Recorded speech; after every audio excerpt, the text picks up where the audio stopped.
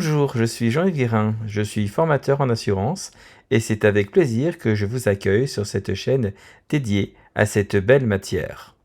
Bienvenue sur ce nouveau podcast dédié à la protection contre les cyberattaques. Nous avons vu précédemment la question de la sauvegarde régulière que nous devons faire pour être bien protégés contre ce risque.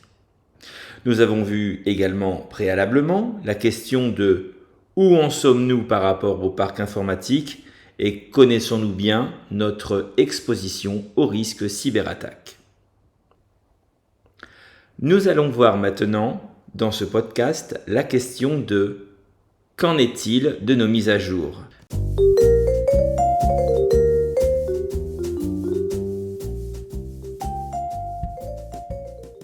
La mise à jour des systèmes d'exploitation est réellement une nécessité car au-delà des attaques, à cause tout simplement de différentes imprudences des utilisateurs, mots de passe non sécurisés suffisamment, tout cela crée déjà des dommages. À quoi bon rajouter une exposition supplémentaire en ne faisant pas les mises à jour des systèmes d'exploitation? Donc, première logique de bienveillance pour son système d'informatique, tout simplement mettre à jour dès que cela est rendu possible l'ensemble des systèmes d'exploitation et de tout logiciel dès que ces correctifs de sécurité sont disponibles par leur éditeur. Plusieurs petites astuces. Utiliser des solutions matérielles et logicielles maintenues.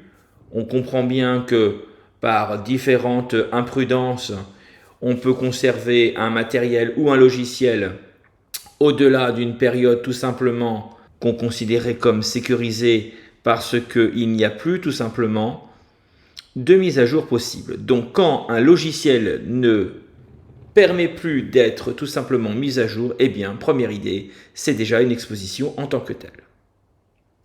Deuxième petite astuce, il faut penser à activer la mise à jour, tout simplement, de l'ensemble de ces matériels et logiciels. Cela est très facile, naturellement. Il est d'autant plus facile de le faire qu'on a une activation de ces fonctions de mise à jour automatique qui est facilement identifiable par les éditeurs.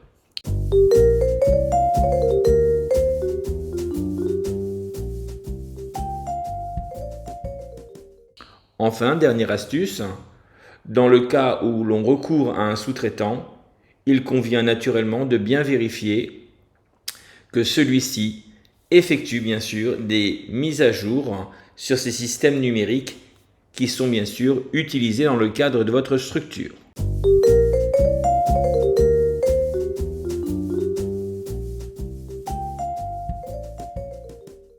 Merci d'avoir regardé cette vidéo. N'oubliez pas de vous abonner et de liker cette vidéo. On se retrouve très vite pour un nouvel épisode sur les matins de l'assurance. À très bientôt.